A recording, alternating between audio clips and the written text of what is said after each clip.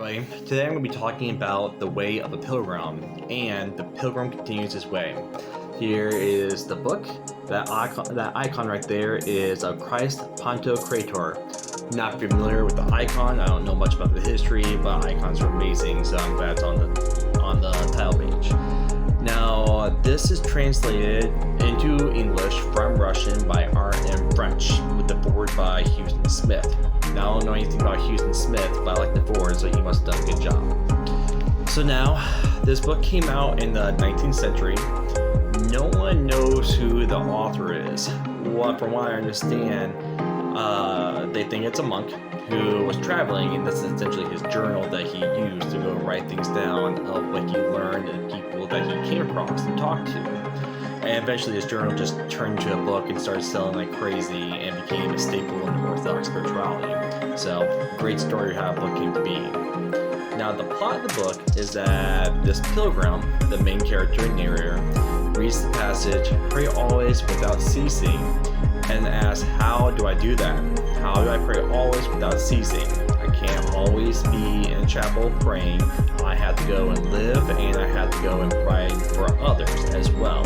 So how am I supposed to do this well? So now he goes on a journey seeking spiritual advisors. And he comes to this monk in this monastery, and the monk's specific job is to go and teach spiritual advice to whoever comes in there. Now he's considered a master in this art, and so he has a specific title of going to go and teaching to others.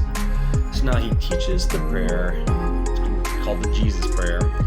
"Lord Jesus, Son of God, have mercy on me, a sinner." And the first time he goes and teaches the main character, he says you have to say this at least 1,000 times, and then goes on from there, so that every part of the day you're thinking, "Lord Jesus Christ, Son of God, have mercy on me, a sinner." And the way he teaches it eventually is that you go and breathe in, "Lord Jesus Christ, Son of God," and then you breathe out, "Have mercy on me, a sinner," so that with every breath you take, you're praying without ceasing, and it's just constantly going on in your mind, kind of goes into the background, so that you can go and do other things, and that's how you go and pray always without ceasing. So from there, he goes on searching for other spiritual nuggets of wisdom, and goes and teaches other people as well, as we all have to do. So now this book has two parts: The Way of the Pilgrim, and The Pilgrim Continues His Way. Now, The Way of the Pilgrim is your standard story.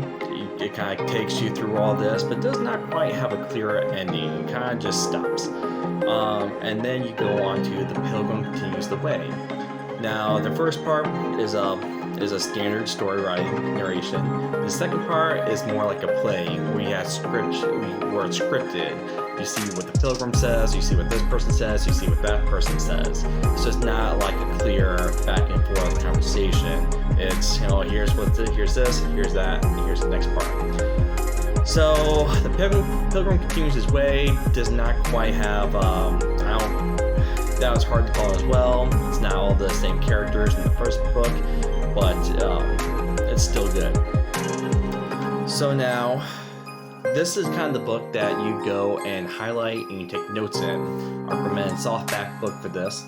So I filled it up. I got this book from my sister-in-law. She also has some notes in there. So that's it. There's pearls of wisdom everywhere throughout the book.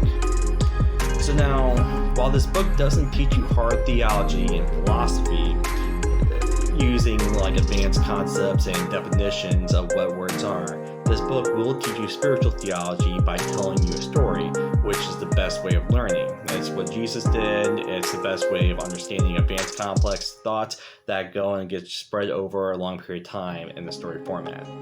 So, A+ for that. Now, it's a great story. Teaches you golden lessons about prayer. If you weren't sure what you wanted to learn from this book, it's going to teach you about Russian culture, Orthodox church culture. It's going to teach you obviously about prayer, and it's just a great adventure story. You start in one place, go to another, you meet fascinating people along the way, and you go on from there. Now, the only reason I'm not giving it a 10 out of 10 is that it has an unclear ending, and the second part does not quite follow the first part. Now, this is only the first time I've read it. I will definitely read it again. Lots of good wisdom in there, but I have other books on my list I need to get through first. So maybe I'll give this another review later, or maybe I'll get to a 10 out of 10, or who knows, maybe I'll dislike it even more the second time. But I don't think so. It's a great book that has fascinating characters and great story. So if you're interested in any of those things, Russia, Orthodox Church, prayer, then this is the book for you. That's all I got. Thank you very much.